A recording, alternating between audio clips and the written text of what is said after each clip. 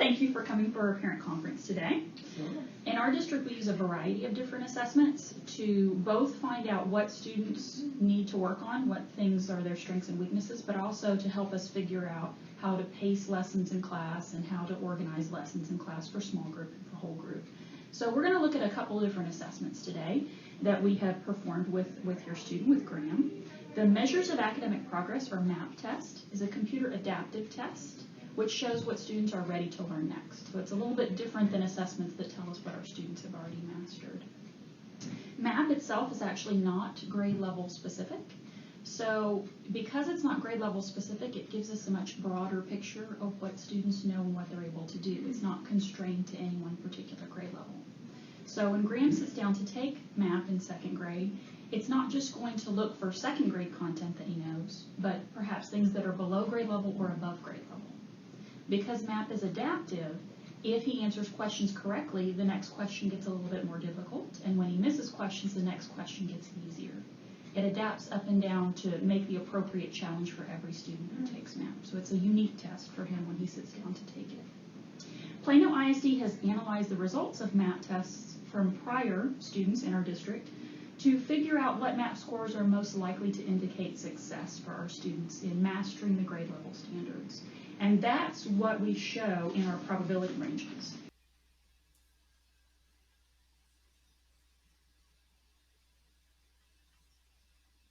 That relationship looking at MAP compared to STAR tests to tell us what MAP scores we're looking for that would indicate success. Your child's most recent reading MAP score puts him in the purple or approaches range. This MAP score indicates that your child is likely to approach the grade level expectations by the end of the year. He's also on track to score at the approaches level on STAR in grade 3. As you can see, his MAP score is a bit lower than it was in the spring of first grade. In kindergarten and first grade, students take a version of the MAP test that is designed for students who are not expected to be independent readers yet. In order for us to get information about how they're doing academically before they're independent readers. But now that he's in second grade, we expect students to be a little bit more independent with their reading. In second grade, we transition to the version of MAP that students must read independently. It's the same test on the same learning continuum, same content. The only difference is in how it's presented, and that he'll need to read that content independently. Sometimes we do see students' MAP scores drop a bit in this transition. That does not mean that the student has lost knowledge, however. Most student scores rebound by the next test event. So that kind of gives you an indication of what that MAP score means. Now, MAP also gives us information about student scores in the strands. It breaks down those MAP scores into individual strands, and those strands relate to the reporting categories that our grade level standards are organized into. The MAP test is broken down into strands that align to the reporting categories that our grade level standards are organized into. MAP strands show relative strengths and areas for growth among these categories for your child. There are 3 strands in reading. Strand 1 is a strength for your student, that is vocabulary. Graham scored about the same in strands 2 and 3, multiple genres and author's purpose and craft. These are both comprehension strands. Both of these scores are areas for growth. We will be working in small group and large group in the coming months to analyze text and improve our ability to comprehend the text that Graham reads independently.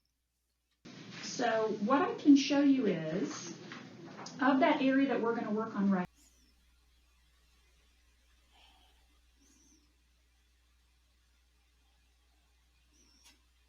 these are learning statements from the MAP learning continuum that show what he is ready to learn next.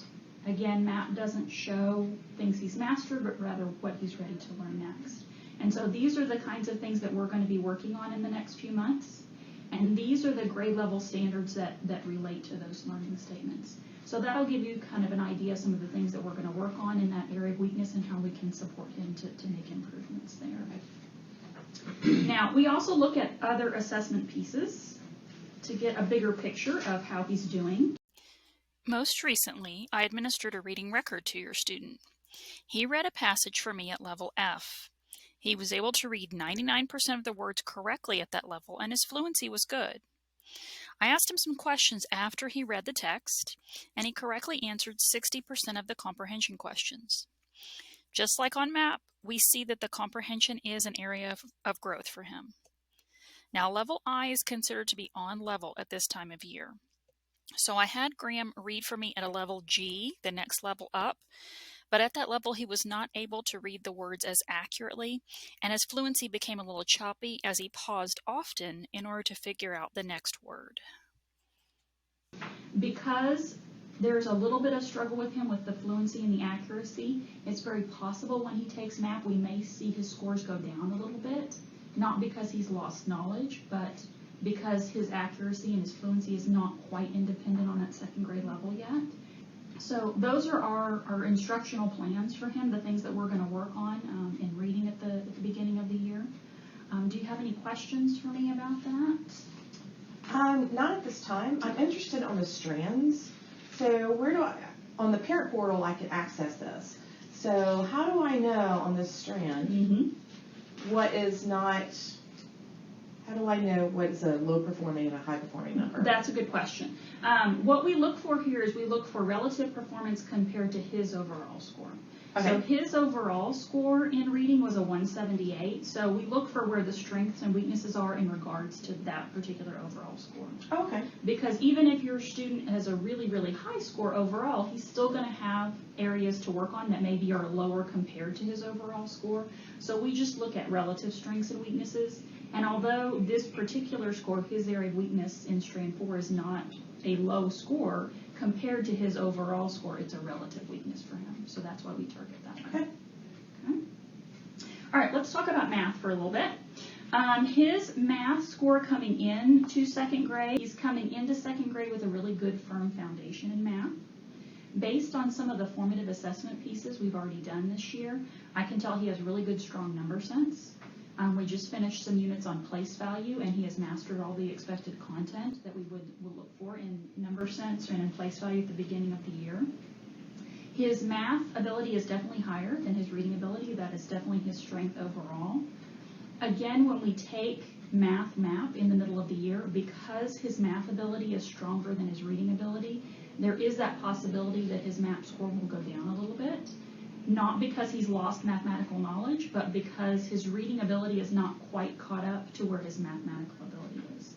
So hopefully our instructional plan for reading between now and when he takes MAP again in December, hopefully that will help to strengthen up his accuracy and his fluency so that he'll be able to show us on Math MAP what he's capable of doing while accessing that content independently.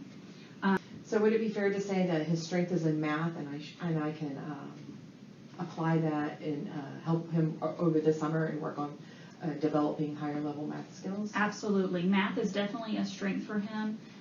You can see in his individual strands that he has a really strong ability in strand 1 and strand 2, and in math that strand 1 is numerical representations and strand 2 is computations and algebraic relationships, and those are really the building blocks of math, that whole idea of number sense. So those are good strengths for him, and it's things he can work on. His relative weakness is in strand 3, which is in geometry and measurement.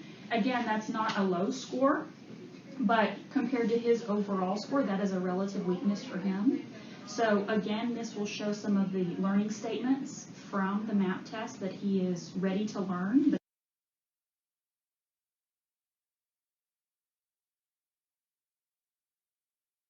Content he has not yet mastered yet, and then the grade level standards that go along with that. And so you'll see there's a couple pages of some suggestions there of different things that he can work on. And these are things that are going to be coming up in our second grade content as well, that we'll be reviewing some of these concepts, and so he'll be catching up with some of those things in that area of weakness as well. Are there any questions that you have for me about his math? So if he dips on the next test, it's not really an indication that he's going to be a poor performer, it's just... Right.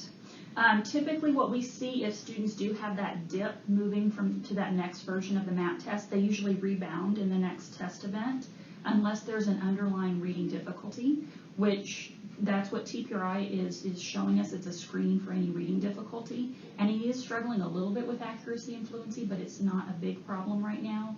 So hopefully a little bit of extra support is all he's going to need between now and December, and we're going to be right where we need to be with that accuracy and fluency.